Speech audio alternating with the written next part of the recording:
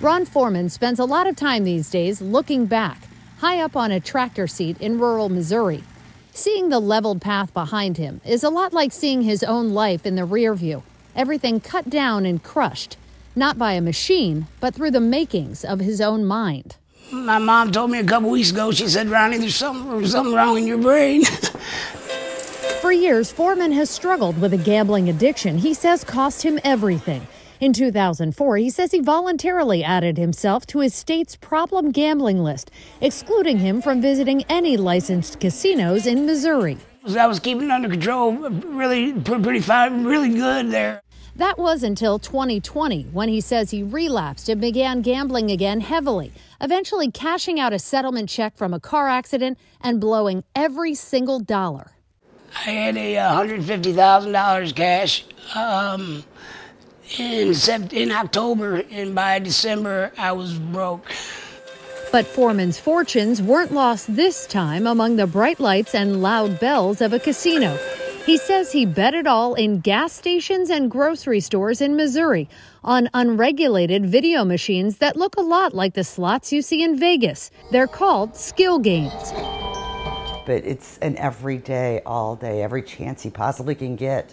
Foreman's girlfriend, Vicki Young, discovered that using GPS data from Ron's phone, documenting every time he visited spots with skill games, from the grocery store nearby that has them tucked between the eggs and milk to the gas station just down the street. 121 times he stopped there in 2021, 289 times at the same gas station in 2022. Stops made and money spent $1 at a time in machines that are spreading across the nation. Those machines aren't slot machines like this one. The heavily regulated and taxed games based on luck that you'll find in casinos in states with legalized gambling. They're skill games like this one that look and sound similar. But with skill machines, players don't take a chance, they make a choice to win. And in many states, they've ended up in a gray area of what some consider unregulated gambling. There are no regulatory restrictions on them, and they're literally hiding in plain sight. Bill Miller is CEO of the American Gaming Association, or AGA, the powerful lobbying group that represents the legal gambling space, one of the most heavily regulated industries in the country.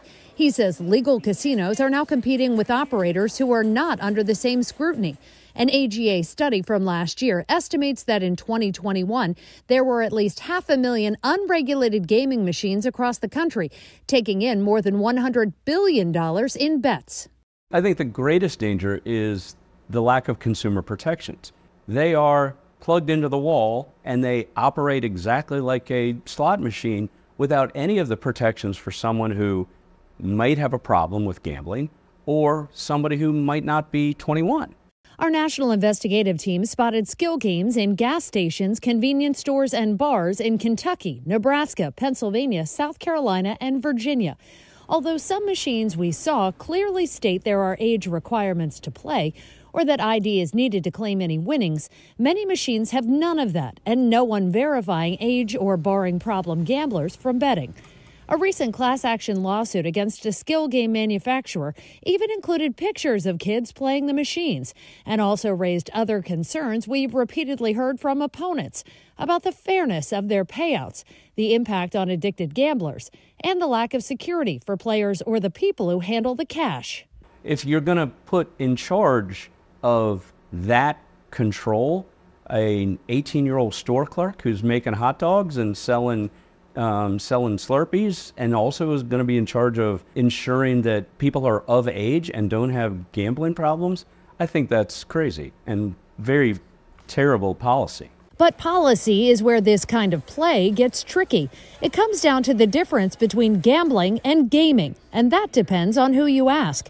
Many states have outlawed slot machines outside casinos, but the laws are murky, so these machines aren't considered slots. We're back to those two special words again, skill games. Still, our national investigative team obtained video, pictures, and closed case files from law enforcement and gaming commissions across the country, showing skill or slot-style machines they consider illegal, being seized in states including Florida, Idaho, and Michigan. But there's a lot of contradiction. While one Missouri prosecutor seized skill games and crushed them in a public event 2 years ago, saying they're illegal, lawmakers there are still fighting to get a formal law to make it crystal clear. And in Virginia, there's been a total flip-flop. Lawmakers voted to ban the machines in 2021, but a court decision let them stay up and running until the state Supreme Court reinstated the ban in mid-October. I never buy into this gray area because to me, you're either legal or illegal. It's black and white. We're legal. Michael Barley is in charge of communications for Georgia-based Pace-O-Matic, one of the biggest skill game makers in the country. He says they've repeatedly proven they're not games of chance, but those two words again, skill games that require some choice and interaction from the players themselves. And so the skill in this is essentially choosing the square that creates tic-tac-toe. Correct. And unlike slots, Barley says skill machine players on their games can see the outcome and know whether the next game is a winner before risking any money. There's skill in that, just involved in choosing to play before you ever put the money into the game. And then once you get there, sometimes there's multiple combinations. You have to pick the best one. So when critics like the AGA or other people who have fought against these machines say that this is really just a matter of semantics, that the skill is nothing more than hitting a button, how do you respond to that? I would say the courts don't agree with their position. Surprisingly, Barley says many skill game makers and their supporters actually agree on one thing. They want regulation and are open to taxation. There's not too many companies that walk in and say, hey, we would like you to put restrictions on the number of terminals we have, where they can be located, and we want you to tax us and enforce us.